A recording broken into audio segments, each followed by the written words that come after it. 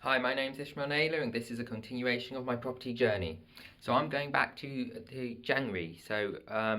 Believe it was the middle of January, around the 8th of January. It was a Wednesday is all I remember. It was either the second or third week in January where I was having second thoughts about signing up to the academy. Obviously it's a very big expense. It's £10,000 plus VAT. So it's not a cheap course. Now, obviously, I had heard a lot of bad reviews online about exactly that it was all a scam. People were not achieving what they were told they would achieve. They were not getting the results they were told they would get, and they were told that it was basically fraud and all this rubbish. So it started getting me worried, and I was, after the DFE in November, I still hadn't found any properties, and I was starting to think, what have I done? I've just gone and wasted a load more money. I did this investing in bad investments, and they all went under, all went into administration pretty much. Apart from government bonds and some other one or two other small things. So I was thinking this was a really bad idea, a big waste of money, and I wasn't sure what to do. I spent a long time throwing it through my head and thinking I need to ring up Samuel Leeds' company, I need to cancel the training, I need to try and get my money back because I haven't actually attended any courses. I had basically not heard any information from the training. I'd obviously been on the Zoom calls from the DFE, but other than that, I pretty much hadn't heard anything about the training, apart from there was some event happening in January, and that I should, there was an event happening in January near the end, and I was expecting to get contacted about it, which I didn't. Now, the only other thing that I got contacted about was the rest of the payment, because I'd only paid partially. Now, I paid a instalment, which there was supposed to be monthly instalments of what I paid, and obviously I signed up at the end of November. It was now the middle of January, and I hadn't finished it, or I hadn't paid a second instalment. So they were chasing me up about the second instalment, because I did say that I was actually going to pay the full course fees within a week or so, because I was expecting my investment to cash out. And obviously it didn't cash out, which you would have seen in another video, and so I didn't actually pay the course fees straight up. So at this point, I spent pretty much the whole day worrying about whether I should ring up, because I wasn't finding properties. I wasn't finding all the ROI deals that I was apparently were everywhere. Now, I believe that the reason is because I was looking for BRRs, which is slightly more difficult than single lets or HMOs to find, because with BRRs you need a higher return, so you're not looking for 20%, because I was finding them all day every day. You're not even looking for 30%. I could find them quite often, but you're looking at 40+%, which was something I wasn't finding. And now there are some people which I found since then actually accept 30%, and they're doing 20-30% BRR deals in my area near where I live. However, I didn't know that. I also haven't done that, and I don't know any investors who would invest in properties like that.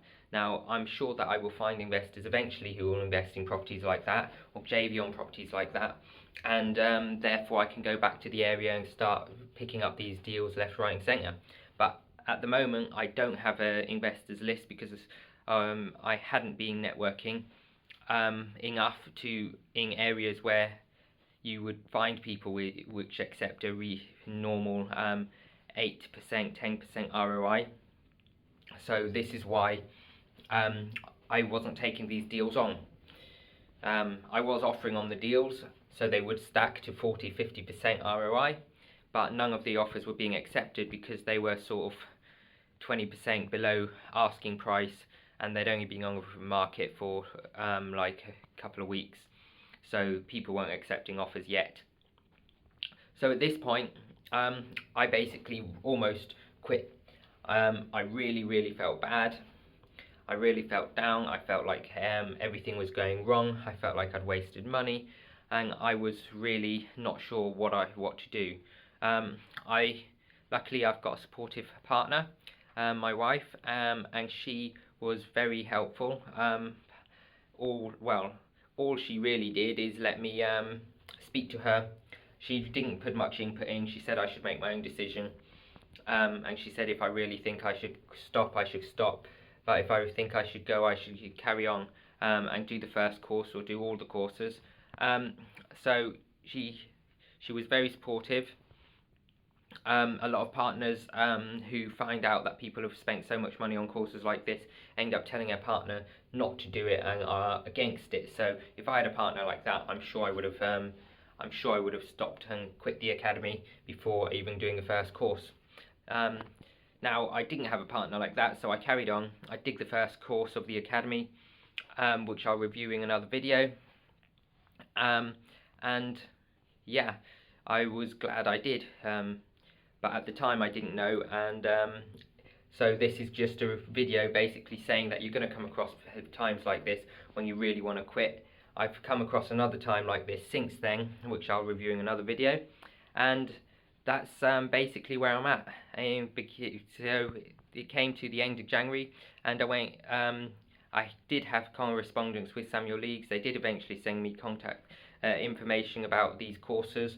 Since then they have actually released information about where and when every single course is for the whole of 2020. So I believe what it is that they had a period of expansion where Samuel Leeds was I don't know what you call it, but basically is in the media, a lot of bad press.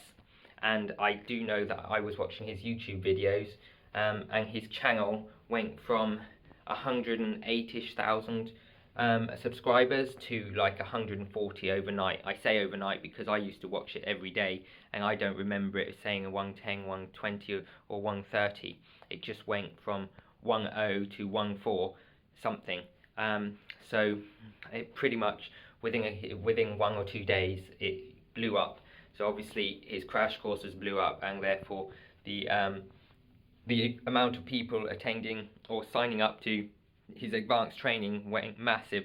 So obviously he couldn't cope with this extra people signing up, and that's why I believe that for a period there was very bad communication between Samuel Leeds' company and all the new academy members, which has caused a lot of problems inside the academy where people felt like they've not been supported.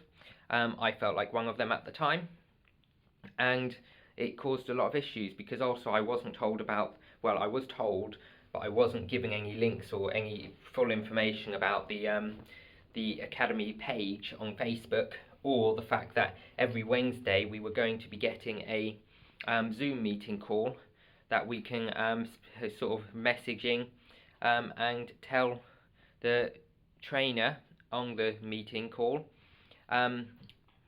what exactly we're struggling with or what we have issues with, and see if they can answer our questions or help us in any way, which I have seen that since then being on there they have helped answer a lot of the questions.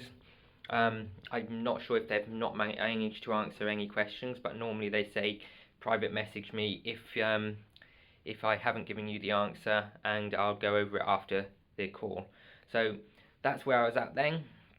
If you want to continue following my journey, please subscribe to my channel, click the bell notification icon to get notified about my videos, and click the link below to sign up to my mailing list and get notified of any information that I release.